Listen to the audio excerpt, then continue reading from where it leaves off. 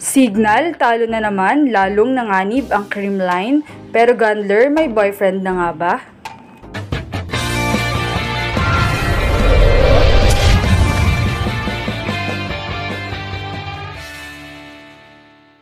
What's up, Volleyball Nation? Welcome back to my YouTube channel. Narito ako para magbigay sa inyo ng updates tungkol sa mundo ng volleyball.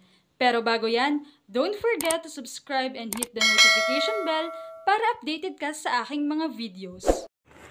A must-win game nga para sa Signal ang naging laban nila kontra Petrogas matapos din silang mapataob ng Cherry Tigo in straight sets noong nakaraan. That game was a big loss para sa Signal para sa kanilang kampanya sa Final Four. Alam naman nating mainit ang unahan sa Final Four ngayong PBL dahil bawat team nga ay pagaling ng pagaling. Subalit bigo muli ang Signal na maipanalo ang labang ito kontra Angels at pinatikim din sila nito ng straight set loss. Sa set 1 nga ay tila nadala ng Signal ang kanilang naging sakit kontra Cherry, parang napako ang paa at napatambakan agad sila ng malaki at hindi rin nila napigilan si Brooke, Sabete at ng Aiza. Kaya naman umabot sa puntong lumamang ng 11 ang gas sa Signal hanggang sa tuluyan ng nakarne ang Signal sa score na 13-25 sa set 1.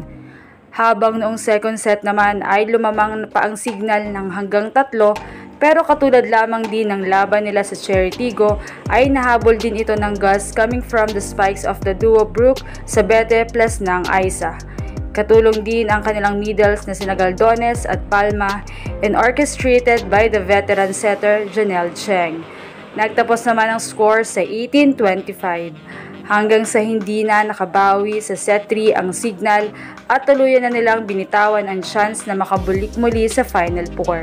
Nagtapos ang score sa set 3 ng 17-25 in favor of Petrogas. Dahil dito ay bumaba na ang chance ng Signal na makaabante sa Final Four. Sa kasalukuyan nga ay nasa rank 6 pa rin ang Signal with 2 remaining games kontra PLDT. Well, punta naman tayo sa crush ng bayan pagdating sa volleyball na si Bunny Gundler. Totoo bang mayroon na siyang low-key relationship ni former basketball player Ateneo Terdy Rabena? Marami na nga noon ang nakakapansin na tila lagi raw magkasama si Vanny at Terdy sa mga gala at lagi silang may mga pictures na hindi pang magkaibigan lamang. At nito nga lamang bago ang laban ay mayroon pang story si Vanny kasama si Terdy kung saan binati pa ni Terdy si Vanny ng happy birthday sa IG story nito at nirestory naman agad ito ni Vanny at sinabing ang dami nang ang fake news ngayon, dumagdag ka pa. Pero ayon naman sa iba ay talagang maraming kaibigang lalaki si Vanny. Pero let's just wait, malay natin ma-develop na talaga sa isa't isa. Sa ngayon ay focus muna si Vanny sa kanyang mga games. Anong masasabi niyo rito? Leave a comment below. Thank you for watching and don't forget to subscribe.